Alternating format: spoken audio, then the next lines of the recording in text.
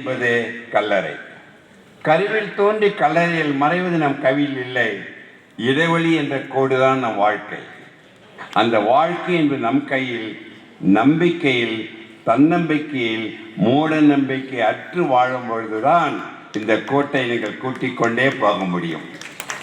இல்லை சொற்களிங்க வேதாந்தம் பேசாதே, சொல்வதை கேட்க மாட்டேன் என்று முடிவு பண்ணிவிட்டால் அந்த கோட்டை குறைத்து கொண்டே 20-25 வயதில் ஆண்கள் பெண்கள் ஒவ்வொரு மணி நேரத்திற்கு 90 பேர் இந்தியாவில் இறக்கின்றார்கள்.